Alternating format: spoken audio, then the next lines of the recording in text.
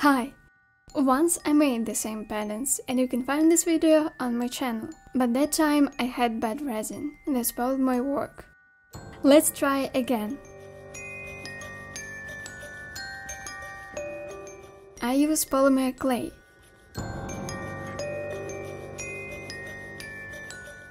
I roll out a small piece of clay and give it a shape of a finger.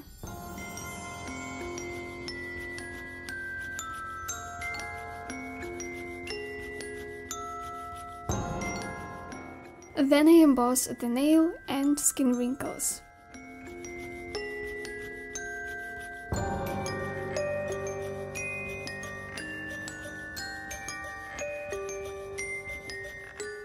I will tint fingers with dry pastel, light yellow, red, brown and black. Just mix colors until I get the desired result.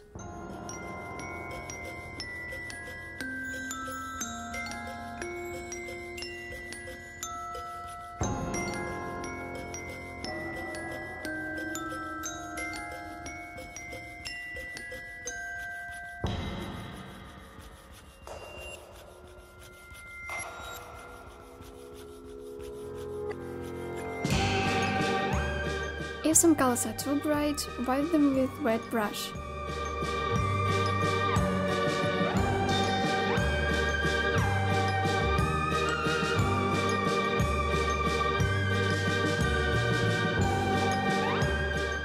Also, I made a bone of 2 clay pieces.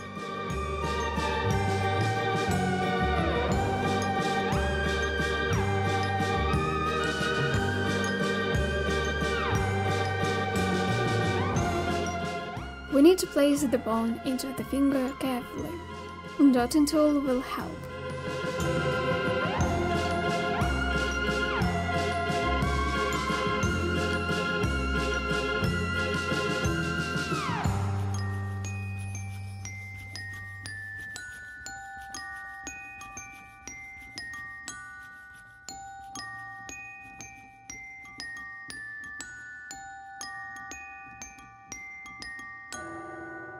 I tinted the bone too, just a little bit, to give it a yellowish shade. To make eyes we need clay balls and very thin blood vessels.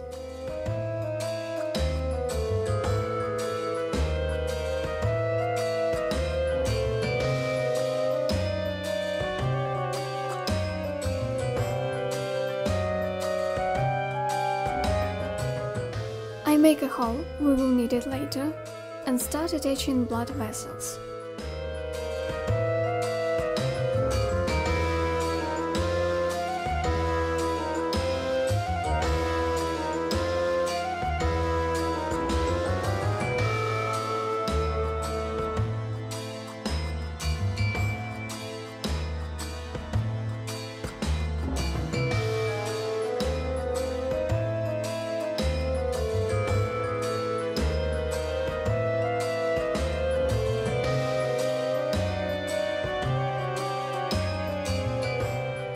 Now I insert the bigger vessels in the hole we made previously.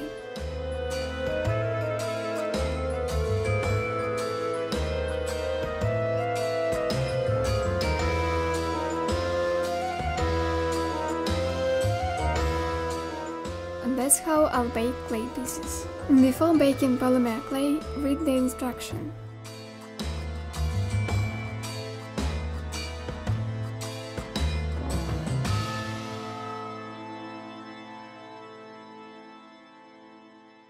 After baking, I paint the pupils.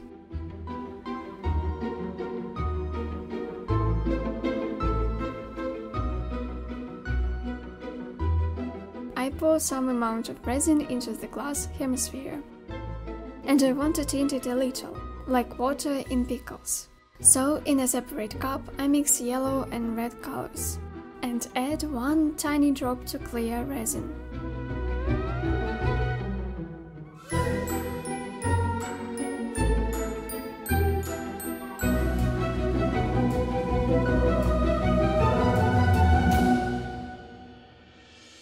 This color suits me, so I put eyes inside, and more resin if needed.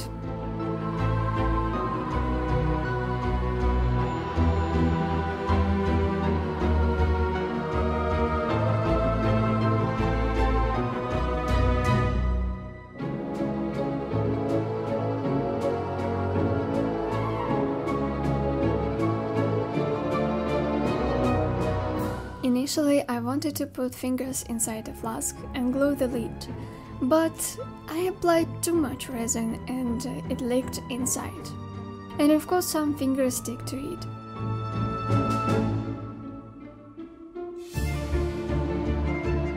I heat resin to make it soft and remove the lid.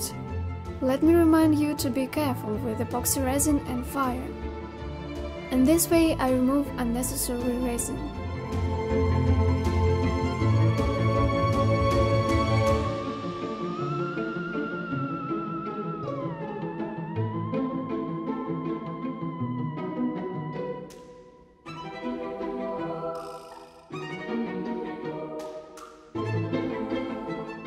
As I'm going to pour resin into the flask that will be upside down, I need to fix fingers in their position. I tried to do it with UV resin. It was hard and inconvenient to do, but I managed somehow, not without breaking some of the details.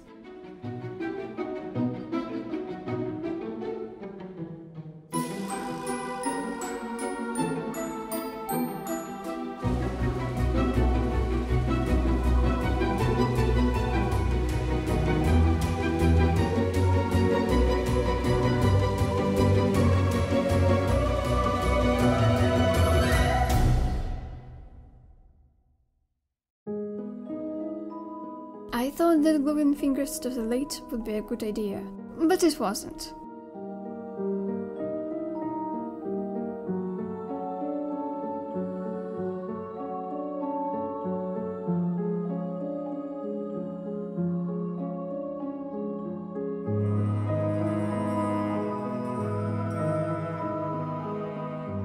I cover fingers with resin to avoid air bubbles.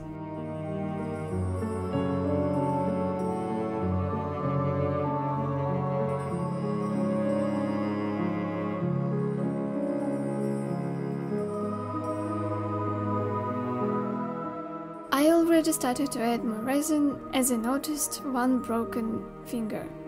Oh, I need to fix it. It didn't help, by the way. And once again.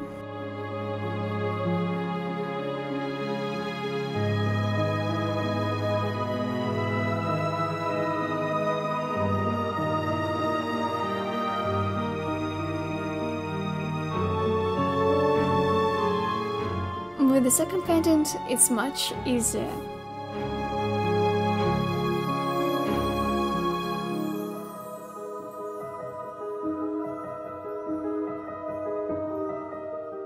And after curing, it turned out to look like this. Despite this, I consider it better than the previous attempt to make these pendants. Perhaps I'll remake pendants with fingers and make a separate short video.